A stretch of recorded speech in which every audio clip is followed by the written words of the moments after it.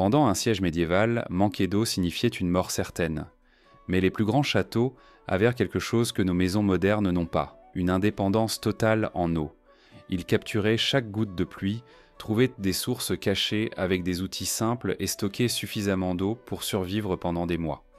Alors que nous paniquons lorsque le robinet est à sec, les peuples médiévaux maîtrisaient 8 ingénieux systèmes d'eau qui fonctionnaient sans électricité, sans pompe ni technologie complexe.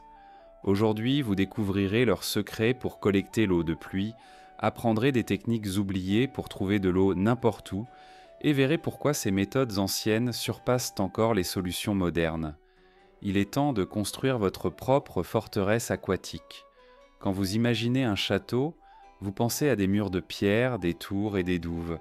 Mais la caractéristique la plus importante était peut-être celle que l'on ne pouvait pas voir, la citerne. Or, les puits étaient courants et souvent la première option, mais ils étaient vulnérables. Ils pouvaient s'assécher ou, pire encore, être empoisonnés par un ennemi. Les ingénieurs médiévaux sont donc devenus astucieux. Ils ont conçu des systèmes qui dépendaient d'une source qu'aucune armée ne pourrait jamais couper, la pluie. Ils canalisaient l'eau de tous les toits et cours vers d'énormes réservoirs souterrains. Ce n'étaient pas de simples trous dans le sol. C'étaient des réservoirs étanches soigneusement construits, et certains avaient même une filtration intégrée qui utilisait des couches de sable et de gravier pour purifier l'eau avant de la stocker. Cette eau de pluie stockée pouvait faire la différence entre résister et se rendre. La beauté de cette idée est sa simplicité et son efficacité. Et ces principes sont tout aussi pertinents aujourd'hui qu'ils l'étaient il y a 1000 ans. Nous nous sommes passablement déconnectés de l'origine de nos ressources, en particulier de l'eau. Ce projet est une manière vraiment géniale de changer cela. Planification de votre forteresse domestique moderne.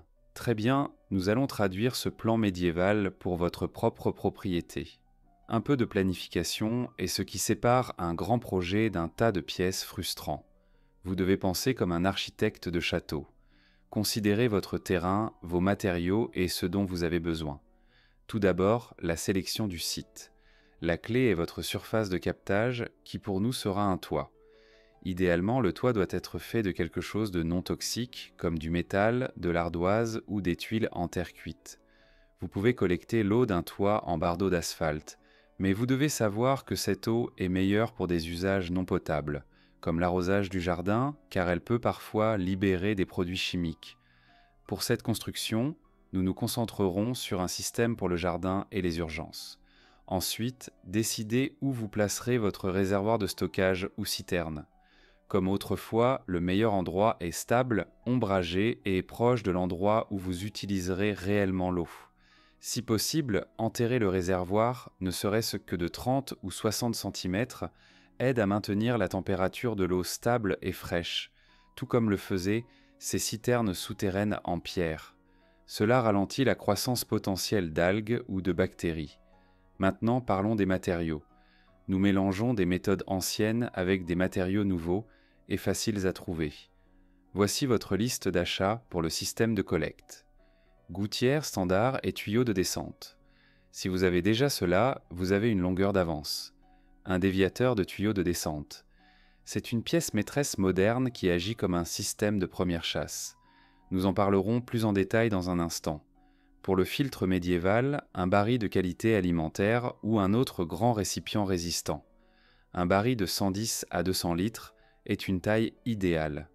Un robinet ou une canule pour le bas du baril du filtre, du gravier grossier de la taille approximative de grosses billes, du gravier fin, souvent appelé gravier pois, du sable grossier, un petit morceau de moustiquaire ou de tissu perméable.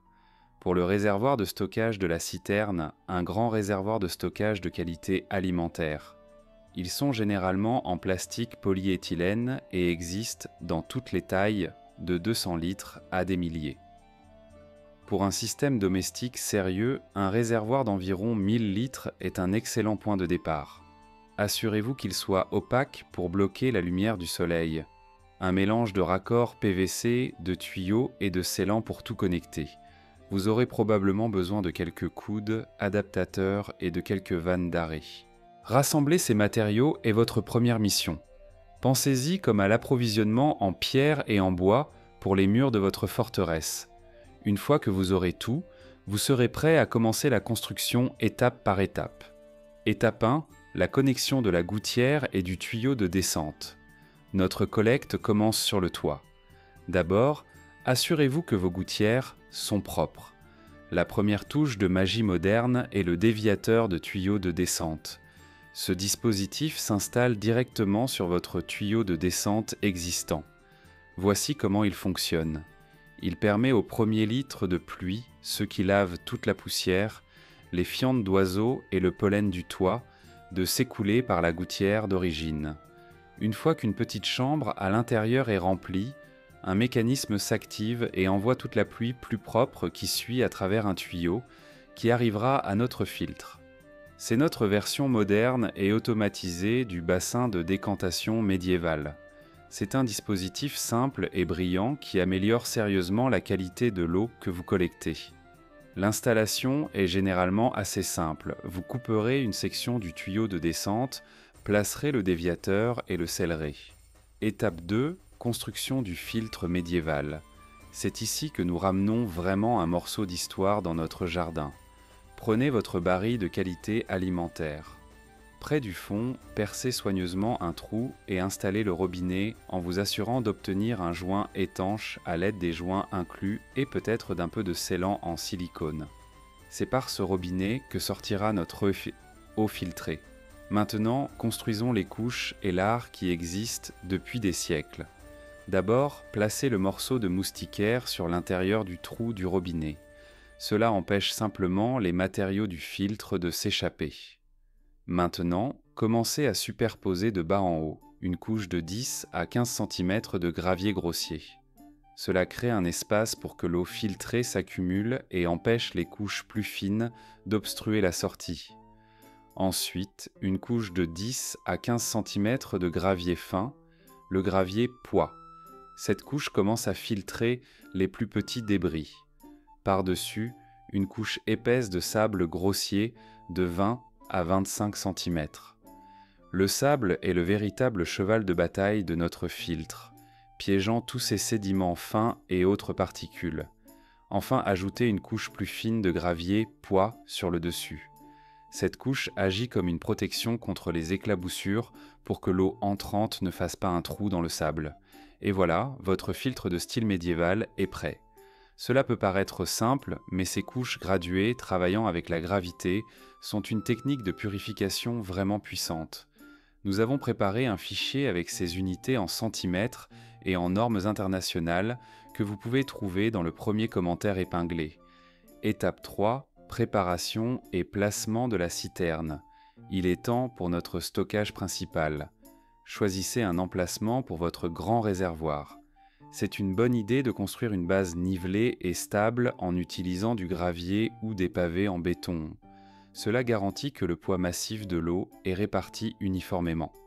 Et comme nous en avons parlé, si vous pouvez creuser un peu pour que le réservoir soit partiellement sous le sol, vous obtiendrez cette stabilité thermique qui rendait les anciennes citernes si fantastiques.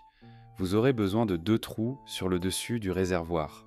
L'un est l'entrée pour l'eau filtrée, l'autre est pour le tuyau de trop-plein. L'entrée doit être située de manière à se connecter facilement au robinet du filtre. Le trop-plein doit être juste près du sommet du réservoir. Étape 4. Connexion du système. Nous allons tout connecter. Placez le baril du filtre sur un support ou sur quelques parpaings de manière à ce que son robinet soit plus haut que l'entrée de la citerne principale. La gravité est notre pompe ici. Passez un tube ou un tuyau résistant depuis le déviateur du tuyau de descente jusqu'au sommet du baril du filtre, en le laissant reposer sur cette couche supérieure de gravier. Ensuite, passez un tube depuis le robinet situé au bas du filtre jusqu'au trou d'entrée sur le dessus de la citerne. Utilisez des tuyaux et des raccords en PVC pour une connexion sûre et durable et assurez-vous que tout est bien scellé. Enfin, installez le trop-plein. C'est une caractéristique de sécurité essentielle. Connectez un tuyau au trou de trop-plein et dirigez-le loin des fondations de votre maison, peut-être vers un parterre de fleurs ou une zone de drainage. Lorsque le réservoir se remplit, cela empêche l'eau de s'accumuler ou de déborder et de provoquer une inondation. Étape 5. Accéder à l'eau. La dernière étape consiste à récupérer l'eau. Un puits de château avait un seau. Nous installerons un robinet. Le moyen le plus simple est d'en installer un près du fond du réservoir de stockage principal. Si vous placez le réservoir sur une plateforme solide en parpaing, il sera facile de placer un arrosoir ou un seau juste en dessous. Pour une configuration plus sophistiquée, vous pouvez connecter une petite pompe non submersible pour pousser l'eau à travers un tuyau. Maintenant, prenez du recul et regardez ce que vous avez construit. Du toit au déviateur, en passant par le filtre jusqu'au tuyau et au robinet, vous avez créé un système d'eau entièrement autonome basé sur des siècles d'ingénierie éprouvée. La première récolte est la présentation du résultat. Il y a une satisfaction particulière que l'on ressent en voyant un système construit de ses propres mains fonctionner réellement. La première pluie après avoir terminé est un moment vraiment gratifiant. Vous verrez l'eau dévaler du toit, observerez le premier déviateur de chasse faire son travail, puis verrez un flux constant commencer à s'égoutter dans votre filtre. Si vous soulevez le couvercle du baril du filtre, vous pouvez voir l'eau s'accumuler sur le dessus, s'infiltrant lentement à travers les couches de sable et de gravier. Et puis vient le moment magique, ouvrir le robinet du filtre et voir sortir un jet d'eau claire et propre, prêt à remplir votre citerne. C'est une transformation visible. L'eau de ruissellement, qui n'était auparavant qu'une flaque de boue, est maintenant une ressource précieuse, stockée. Après quelques bonnes pluies, votre citerne commencera à se remplir. Ce réservoir de 1000 litres contient maintenant plus de 1000 kg d'eau. Une ressource importante pour votre jardin, que ce soit pour laver des outils ou comme réserve cruciale en cas d'urgence. Quand le soleil d'été tape fort et que le sol se fissure, vous pouvez vous approcher de votre citerne, ouvrir le robinet et remplir un arrosoir d'eau de pluie fraîche et claire. Vous ne dépendez plus entièrement du robinet municipal. Vous utilisez une ressource qui tombe littéralement du ciel gratuitement. Ce système fait plus que simplement arroser vos plantes. Il change votre relation avec votre environnement. Vous commencez à prêter plus d'attention à la météo et vous commencez vraiment à apprécier une bonne pluie. Vous faites un pas, aussi petit soit-il, vers le type de résilience qui n'était pas un passe-temps pour nos ancêtres, mais simplement un fait de la vie. Vous n'avez pas seulement construit un projet, vous avez construit une forteresse d'eau. Entretenir votre forteresse d'eau. Un château nécessitait un entretien constant et notre système d'eau de pluie n'est pas différent. Un peu d'entretien garantit que votre système fonctionne parfaitement et que votre eau reste propre pendant des années. La bonne nouvelle, c'est que c'est assez simple.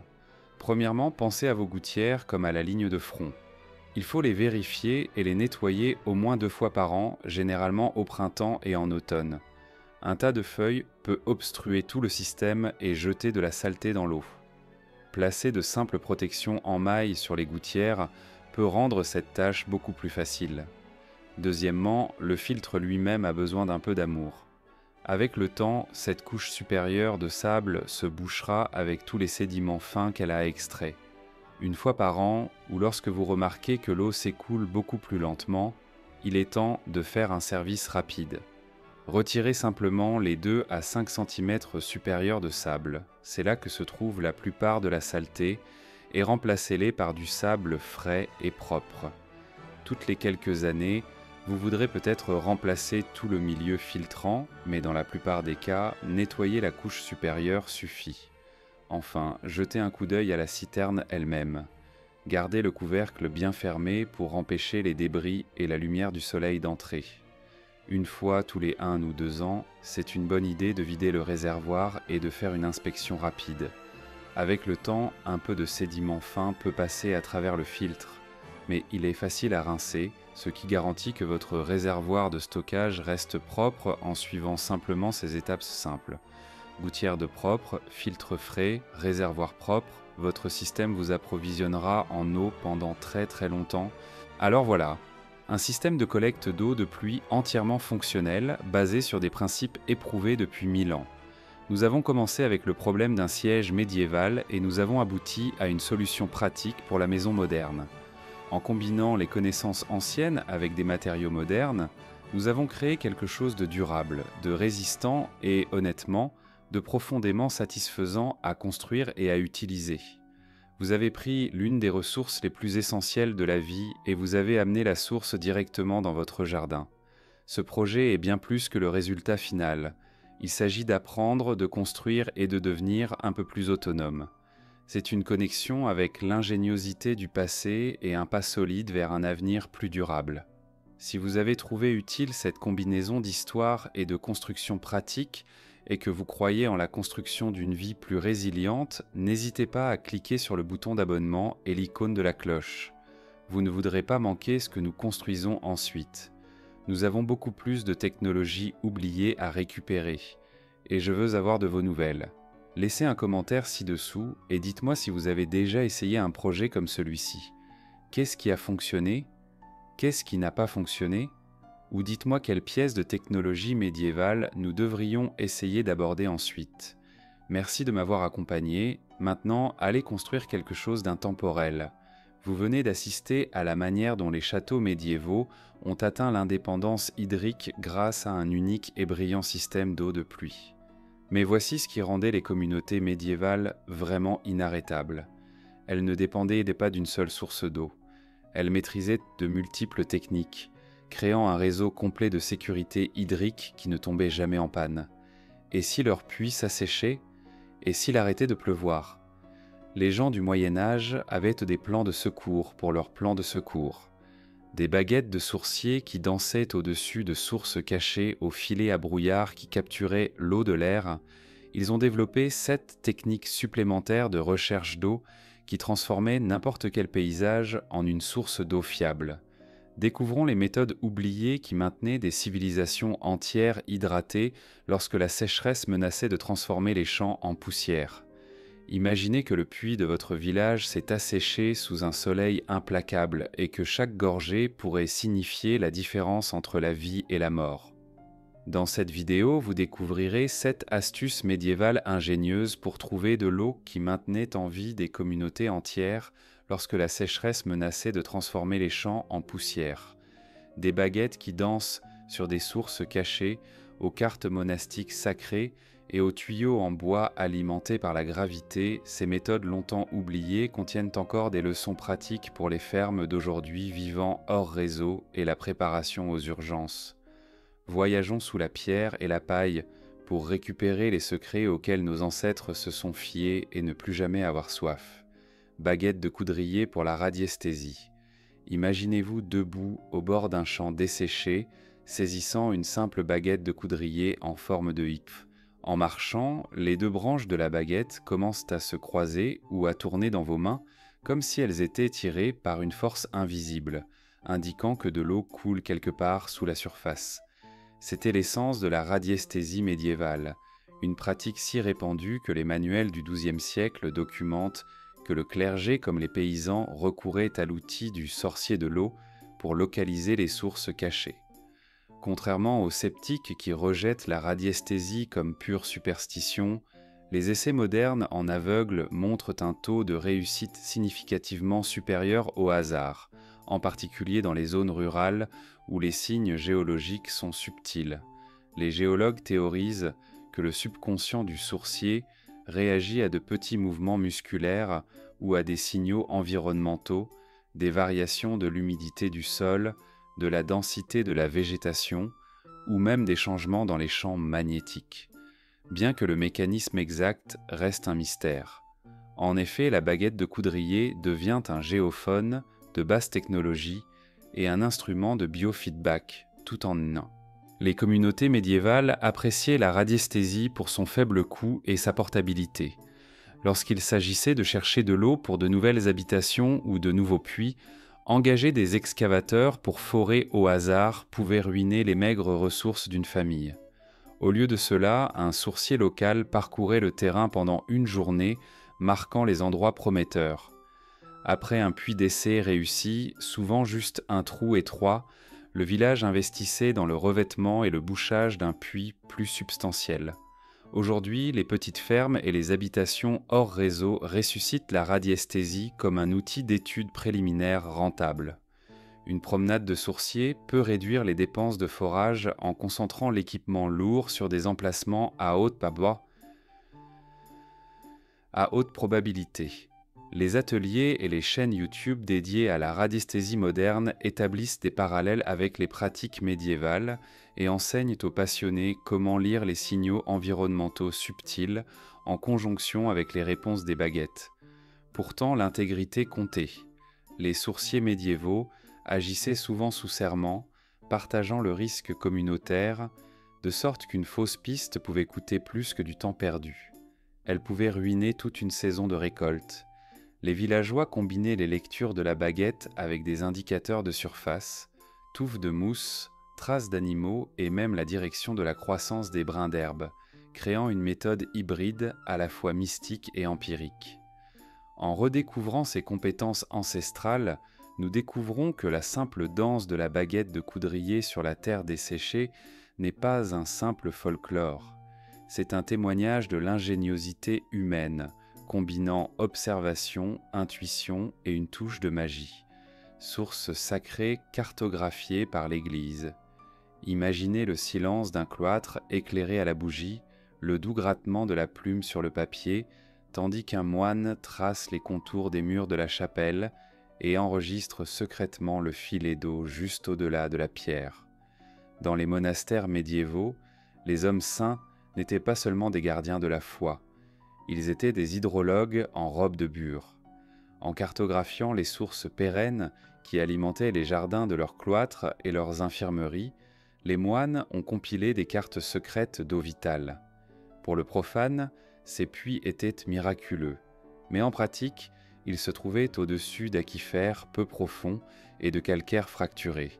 Les communautés monastiques entretenaient ces sites de sources avec révérence, rituels annuels, processions de frères en habits, charmant les villageois et renforçant le respect communautaire pour le puits. Ces cérémonies servaient également d'inspection pratique, réparant les fuites, nettoyant les roseaux et approfondissant le canal. Au fil des siècles, cette archive vivante de lieux de source a été codifiée dans les marges des manuscrits et sur les fresques des chapelles, visibles uniquement pour ceux qui connaissaient les glyphes et symboles ésotériques du monastère. Les fouilles archéologiques dans les abbayes cisterciennes révèlent des abreuvoirs en pierre taillés dans la roche, souvent situés juste au-delà du cloître. Ces bassins recueillaient l'eau à travers des gouttières cachées et la canalisaient vers des tuyaux en plomb pour le brassage, la cuisine et la guérison des maladies. Des chroniqueurs comme Guillaume de Malmesbury ont observé que certaines sources ne tarissent jamais, même en période de sécheresse, grâce à un entretien minutieux par les moines et à une profonde connaissance de la géologie locale transmise de génération en génération. En pratique, les villageois laïcs demandèrent souvent l'accès à leur abbaye. Les seigneurs monastiques accordèrent des privilèges, des jours de marché tenus près de la source, la dîme en échange de droits d'eau et des conseils pour construire leurs propres canaux d'alimentation pour les villages. Grâce à cette symbiose, l'Église est devenue une autorité spirituelle et hydrologique. Aujourd'hui, les chercheurs reconstruisent ces cartes d'eau médiévales en utilisant le lidar et le radar à pénétration de sol, confirmant que de nombreuses sources sacrées s'alignent sur les fractures de l'aquifère karstique. Les communautés hors réseau et les éco-villages numérisent maintenant ces anciennes racines, combinant la précision médiévale avec les SIG modernes pour raviver les sources alimentées par gravité sans pompe électrique. En comprenant comment les moines ont traduit la géologie en théologie, nous découvrons une double leçon. La révérence assure l'entretien et l'observation disciplinée débloque des ressources cachées à la vue de tous. Dans un monde qui lutte pour une eau durable, la carte des sources médiévales de l'Église offre un modèle qui allie à part égale foi, science et gestion communautaire. Puits conique avec revêtement en mortier de chaux.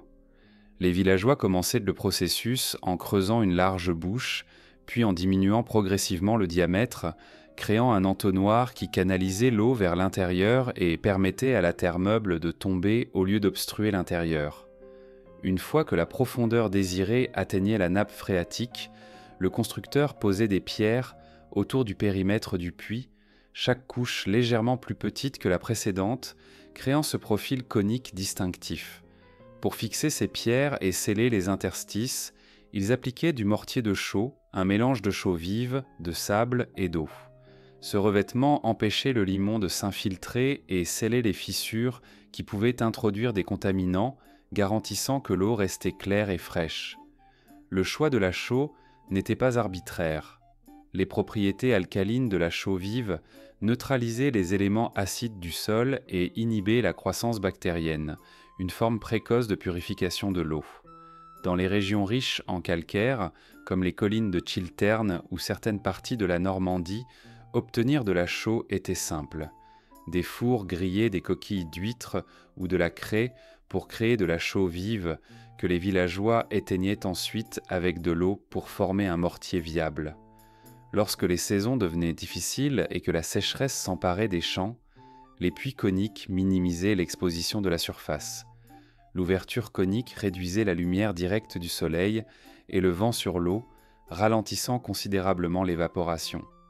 Les routines d'entretien comprenaient l'application périodique de mortiers de chaux frais et le grattage de l'accumulation de minéraux, une tâche souvent assignée lors des journées de travail communautaires régies par la coutume locale ou un décret de l'Église. Les installations modernes artisanales font écho à ces principes. Les agriculteurs installent des revêtements coniques et utilisent des coulis de ciment formulés avec des mélanges de chaux écologiques, équilibrant l'intégrité structurelle avec la perméabilité. En revisitant les puits coniques médiévaux, les constructeurs d'aujourd'hui vivant hors réseau acquièrent des connaissances sur la purification passive et la construction durable. Des méthodes simples nées de la nécessité, affinées pendant des siècles sous des cieux brûlants. Système de captage de pluie avec toit de chaume. Imaginez un ensemble de toits de chaume touffus, dont les angles vifs coupent les gouttes de pluie en ruisseaux ordonnés qui se jettent dans des gouttières en bois. Dans les villages médiévaux, les constructeurs couvraient les maisons de chaume non seulement pour l'isolation, mais aussi comme collecteurs d'eau de pluie primitifs. Le secret résidait dans les roseaux ou la paille entrelacée. Naturellement résistant à l'eau et abondant, ils canalisaient les précipitations avec une efficacité surprenante. Les villageois construisaient des canaux en bois ouverts, souvent à partir de troncs ou de planches évidées le long des avant-toits. Pendant les tempêtes, l'eau qui tombait en cascade sur le toit de chaume s'accumulait dans ces gouttières avant de se déverser dans des barils, des étangs ou même des puits peu profonds. Le calcul de la surface de captage était intuitif. Un toit de 10 mètres sur 6 mètres pouvait produire plus de 60 litres de pluie par mètre carré, assez pour fournir de l'eau potable, des abreuvoirs pour le bétail ou de l'irrigation pendant les périodes sèches. L'entretien était simple mais essentiel. Chaque printemps, les familles locales remplaçaient les sections de chaume usées et nettoyaient les gouttières des débris, des feuilles, des brindilles et des nids d'oiseaux pour assurer un écoulement sans entrave. Les toits de chaume, correctement entretenus, duraient jusqu'à 20 ans, ce qui en faisait un investissement rentable à double usage. Les passionnés actuels de systèmes hors réseau adaptent le modèle médiéval avec des matériaux modernes, du métal ondulé, des gouttières en PVC et des déviateurs de première chasse. Mais le principe reste le même. Maximiser la surface, minimiser les pertes. Gouttières et tuyaux en bois. Imaginez des troncs évidés placés les uns après les autres, formant un ruban de bois enterré qui guide l'eau souterraine d'une source cachée directement au cœur du village. Connus dans toute l'Europe médiévale, ces drains souterrains et systèmes de tuyaux en bois étaient un moyen simple mais ingénieux d'exploiter les aquifères peu profonds sans avoir besoin de creuser de manière complexe ou de mécanismes de levage. Les villageois identifiaient une nappe phréatique fiable, souvent près de sources ou de berges de rivières, et creusaient une tranchée peu profonde le long de ce contour. Dans cette tranchée, ils plaçaient des troncs d'aulne, de chêne ou de pin, soigneusement évidés avec des ciseaux et des herminettes. Chaque section de tronc avait des extrémités coniques pour un ajustement parfait et étanche, et les joints étaient scellés avec de la mousse, des poils d'animaux ou du goudron pour éviter les fuites.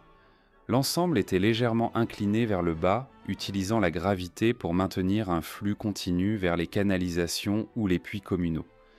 Comme le bois résiste naturellement à la pourriture lorsqu'il est constamment immergé, ces tuyaux enterrés pouvaient durer des décennies avec un entretien minimal. L'entretien impliquait des inspections occasionnelles dans des puits d'aération accessibles, de courts puits verticaux recouverts de couvercles en bois où les villageois vérifiaient que les blocages ou les sections endommagées. Si un tronc pourrissait ou se fendait, un segment de remplacement pouvait être fabriqué avec du bois neuf et mis en place sans perturber tout le système. Des archives historiques de l'Angleterre du XIIIe siècle décrivent des domaines avec des conduites d'eau taillées dans l'orme qui approvisionnaient à la fois les cuisines et les vignobles. En France, les pèlerins suivant le chemin de Saint-Jacques ont observé des villages avec des canaux en bois couverts alimentant des abreuvoirs en pierre gravés des armoiries du village. Fier symbole d'autosuffisance.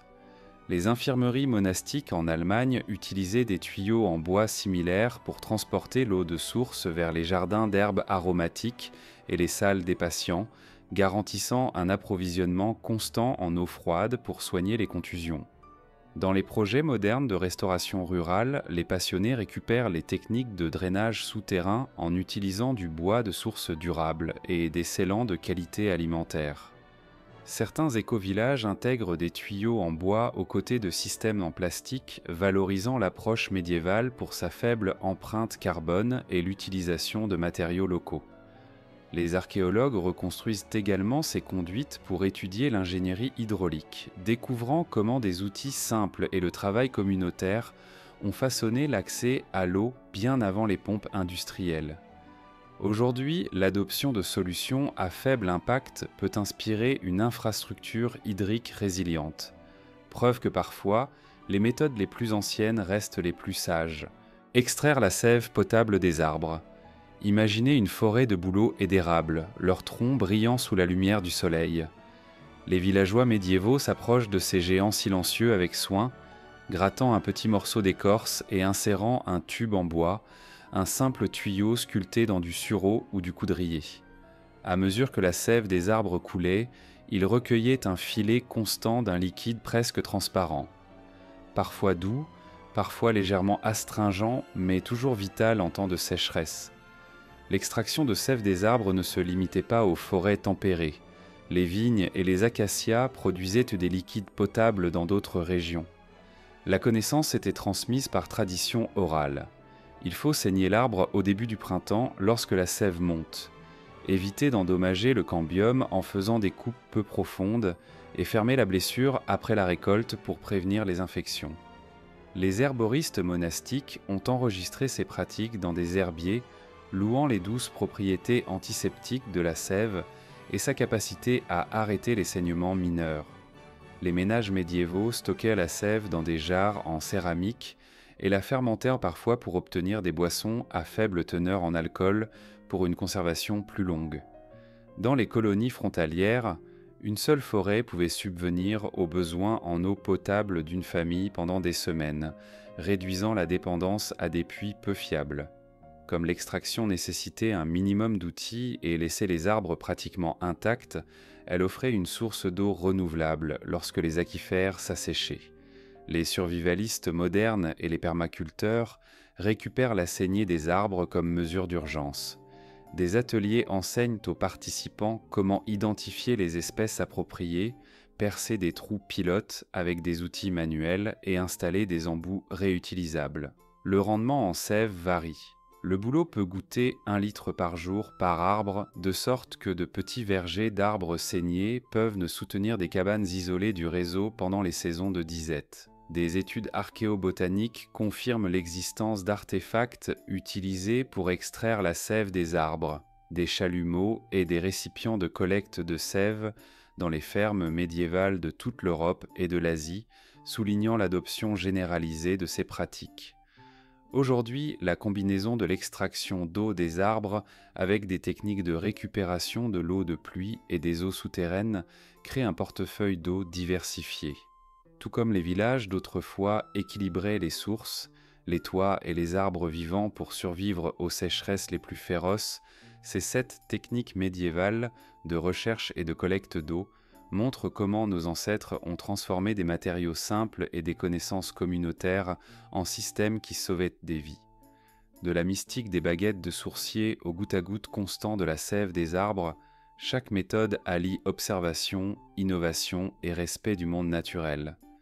Si les constructeurs, les propriétaires et les planificateurs d'urgence d'aujourd'hui adoptent ces stratégies éprouvées, nous pouvons forger des solutions hydriques résilientes qui honorent le passé et assurent notre avenir. Si ces secrets vous ont fasciné autant que nous, abonnez-vous et sonnez la cloche pour plus d'informations approfondies sur les compétences de survie oubliées. Partagez cette vidéo avec toute personne qui pourrait apprécier une version médiévale de la préparation moderne. Et dites-nous dans les commentaires quelle technique vous essayeriez en premier.